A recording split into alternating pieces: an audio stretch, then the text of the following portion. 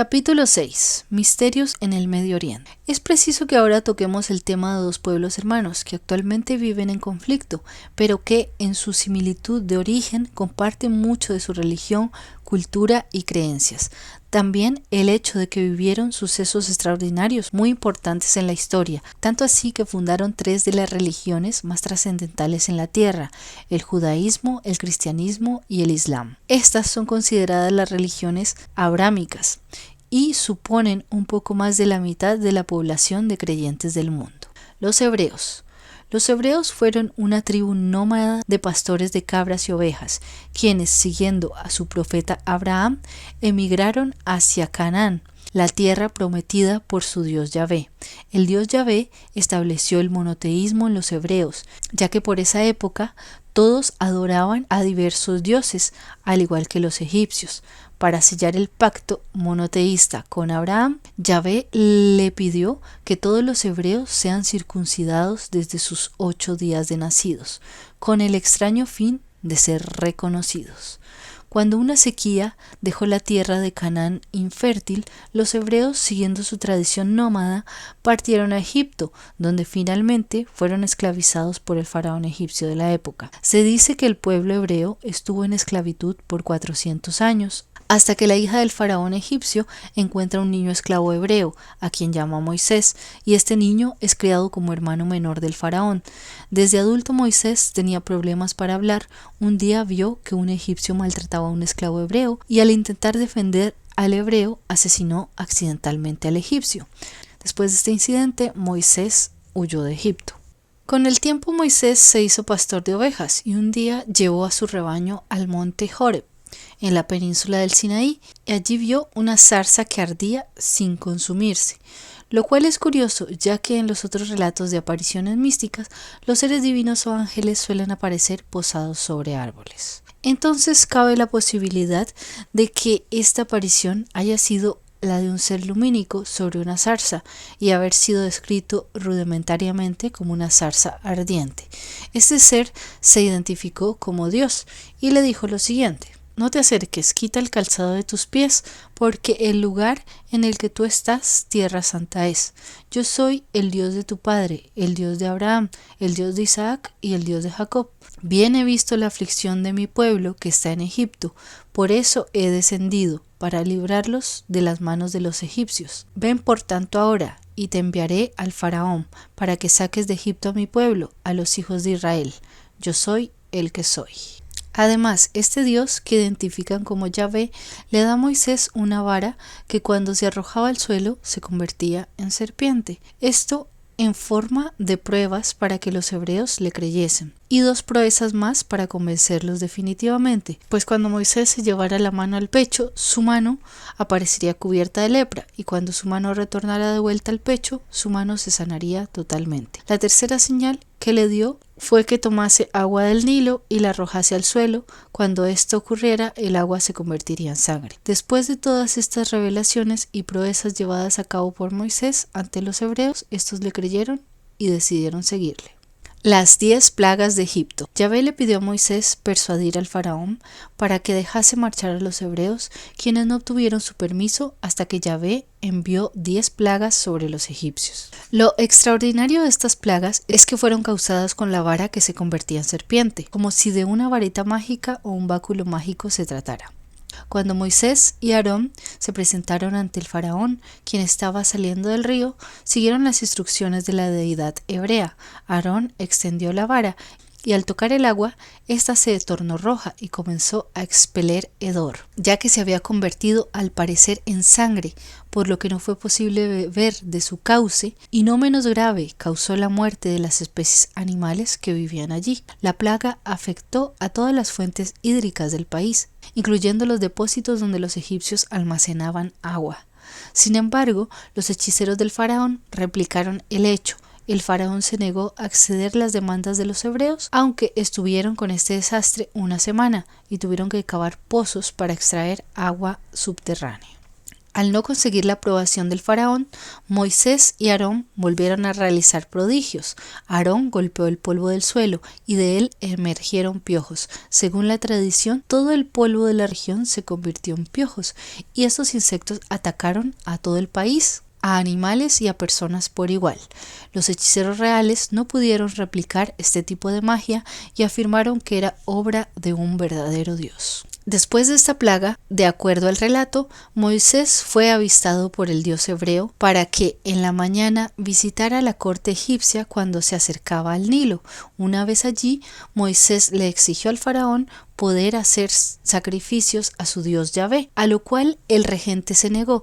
Seguido de esto, Moisés levantó su vara y una nube de moscas invadió el país, pero por previa advertencia de Yahvé, los insectos no tocaron a la región de Gosén, donde vivían los hebreos. Una vez las moscas invadieron el país, el faraón respondió afirmativamente a la solicitud de Moisés, pero exigió que los sacrificios no se realizaran en la tierra egipcia.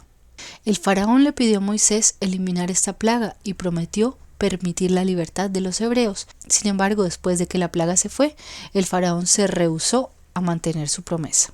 Y así sucesivamente, ante el incumplimiento del faraón, Moisés y Aarón seguían enviando plagas a través de la vara serpenteante que les había dado Yahvé. La quinta plaga de Egipto fue una peste que exterminó solo al ganado egipcio, pues el ganado hebreo resultó ileso. La sexta plaga de Egipto fue una enfermedad cutánea que causaba úlceras y un sarpullido en la piel. Yahvé les dijo a Moisés y Aarón que cada uno tomase 2 puñados de hollín de un horno, que Moisés dispersó en el cielo en presencia del faraón. El hollín provocó úlceras en el pueblo y el ganado egipcio. Los hechiceros egipcios murieron por esta plaga. La séptima plaga de Egipto fue una destructiva tormenta. Yahvé le dijo a Moisés que levantase su vara hacia el cielo, momento en el cual la tormenta comenzó. Era incluso más sobrenatural que las plagas anteriores, pues fue descrita como una poderosa ducha de granizo mezclada con fuego. La tormenta dañó gravemente a los huertos y cultivos egipcios, así como a las personas y al ganado. La tormenta azotó a todo Egipto, excepto la tierra de los hebreos. El faraón le pidió a Moisés que eliminara esta plaga y prometió permitir a los hebreos adorar a su Dios en el desierto. Sin embargo, después de que la tormenta cesó, el faraón de nuevo se negó a mantener su promesa. La octava plaga de Egipto fueron las langostas. Antes de la plaga, Moisés acudió al faraón y le advirtió de la inminente plaga de langostas. Los funcionarios suplicaron al faraón que permitiera que los hebreos fueran libres, pero este aún era renuente a ceder. Yahvé entonces le dijo a Moisés que levantase su vara sobre Egipto y recogiendo un viento del este condujo a los egipcios un enjambre de langostas. La nube de langostas consumió el resto de los cultivos egipcios, acabando con todos los árboles y las plantas. El faraón volvió a pedirle a Moisés que eliminase esta plaga y se comprometió a permitir que todos los israelitas pudiesen adorar a su Dios en el desierto. En la novena plaga, Yahvé le dijo a Moisés que estirase sus manos al cielo para que la oscuridad cayera sobre Egipto. Esta oscuridad era tan pesada que un egipcio podía sentirla físicamente. Esta oscuridad duró 3 días, tiempo durante el cual solo hubo luz en las casas de los hebreos. El faraón entonces le dijo a Moisés que dejaría ir a todos los hebreos si las tinieblas eran retiradas de su tierra. Sin embargo, exigió que las ovejas y las vacas se quedasen. Moisés rechazó sus términos. La 10ª y última plaga fue la muerte de todos los primogénitos egipcios, y fue entonces cuando Yahvé ordenó a los hebreos marcar sus puertas con sangre de un cordero, ya que de esta forma no entraría el ángel de la muerte. Este ser sobrenatural a su paso acabó con las vidas de los primogénitos egipcios, incluyendo al hijo del faraón. Finalmente, el faraón liberó a los hebreos, pero después se arrepintió y fue en su búsqueda. Es cuando Moisés y su vara con forma de serpiente abren el mar rojo y consiguen cruzar hacia la libertad, dejando atrapados al faraón y a su ejército por los muros de agua marina que volvieron a su estado natural por orden de Moisés. Es imposible no hacer referencia a la similitud del bastón que le dio Yahvé a Moisés, el cual se convertía en serpiente y realizaba hazañas mágicas como la vara de Asclepio, la cual, como vimos anteriormente, también tenía forma de serpiente y poseía incluso el poder de revivir y sanar personas. Es posible que estos báculos o varas hayan sido antiguos instrumentos mágicos o artefactos dotados de una tecnología y medicina totalmente desconocida incluso para la actualidad. El arcángel Jibril. La historia del Corán, la religión de los árabes, es muy similar a la de los hebreos. Cuenta con los mismos profetas y personajes históricos, tales como Adán, Eva, Noé, Moisés, incluso Jesús y María figuran en su libro sagrado. Se dice que el Corán fue dictado al profeta Mahoma por el arcángel Gabriel, llamado Jibril en árabe, cuando Mahoma meditaba en una cueva, aunque es más propicio creer que tiene una recopilación histórica de los sucesos de los antepasados tanto musulmanes como hebreos y demás tribus que habitaban el Medio Oriente por ese entonces. El Corán, por supuesto, también está provisto de sucesos inexplicables, tales como el primer milagro que se narra sobre Mahoma cuando era niño. En ese entonces el arcángel Gabriel es quien desciende y, según el Corán, le abre el pecho a Mahoma, sacándole su corazón, y de donde, conforme a la narración, extrajo un coágulo negro de su corazón y dijo: esta era la parte por donde Satanás podría seducirte. Después el ángel lavó el corazón de Mahoma en un recipiente de oro y le devolvió el corazón a su sitio. Los niños con los que se encontraba Mahoma corrieron hacia su madre y le dijeron: Mahoma ha sido asesinado. Todos se dirigieron a él, pero descubrieron que éste estaba vivo. En su adultez, Mahoma se dedicaba a la meditación en una cueva, cuando fue contactado de nuevo por el arcángel Gabriel. Este le indicó que había sido el elegido como el último de los profetas, y al igual que Abraham, le instauró como base un estricto monoteísmo, revelándole también el juicio final. Libro del Apocalipsis o Revelación, en el caso de los hebreos y cristianos actualmente. María y Jesús, otra historia. En el Corán también se narra el nacimiento de Jesús e incluso el de María, quien es considerada en este libro sagrado como la mujer más grande de todos los tiempos. Sorprendentemente, también tiene un capítulo en su nombre. A diferencia de la Biblia o la Torá, el nacimiento de María está narrado en el Corán. El padre de María se llamaba Imran y su madre Hana, que es el mismo nombre que en la tradición cristiana Santa Ana. La literatura musulmana narra que Imran y su esposa eran ancianos y no tenían hijos, pero un día Ana pidió a Dios para que cumpliera su deseo de tener un hijo y prometió que su hijo se dedicaría al servicio de Dios. El bisnieto de Mahoma describe el nacimiento de María en detalle. Según esta narración, Alá le informa a Imran que le concederá un niño que curará a los ciegos y leprosos y resucitará a los muertos con el permiso de Alá. Cuando Imran le transmite la información a su esposa, ella pensó que iba a concebir un hijo Aarón. Cuando dio a luz a María, Hana dijo: «Oh Señor mío, en verdad he dado a luz a una mujer, porque una mujer no será profeta», a lo que Alá respondió: «Y Alá sabe mejor lo que ha dado a luz».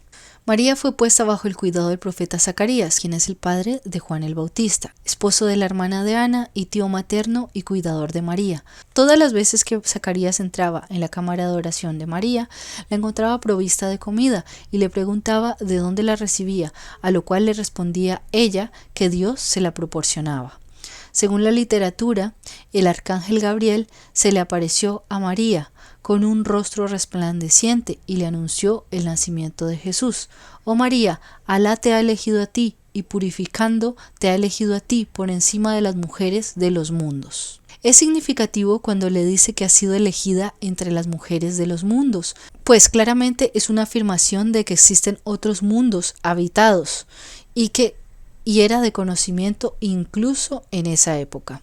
El Corán narra el nacimiento virginal de Jesús en numerosas ocasiones, donde Jesús es llamado el Espíritu de Dios. Cuando nació Cristo, Alá mantuvo su nacimiento en secreto y lo escondió. Y María lo concibió y se retiró con él a un lugar remoto. La narrativa del Corán sobre el nacimiento virginal es algo diferente a la del Nuevo Testamento, pues se dice que María dio a luz en una palmera y sorprendentemente excluyen a José del nacimiento, pues María era soltera cuando tuvo a Jesús. María llevó a Jesús al templo después de su nacimiento, donde comenzó a ser burlada por todos los hombres. Los sacerdotes le preguntaron a María cómo llegó a estar encinta cuando no estaba casada, y María le señaló al niño Jesús. Fue entonces cuando, según el Corán, el niño Jesús comenzó a hablar en la cuna y habló de su profecía por primera vez. Cabe destacar que siendo el Islam una religión estrictamente patriarcal, hayan dejado que la anterior narración aún permanezca a través de los tiempos, donde se muestra una María encinta y dando a luz cuando aún no estaba casada, y más destacable que sea considerada como la mujer más grande de todos los tiempos. De hecho, María es más mencionada en el Corán que en la Biblia.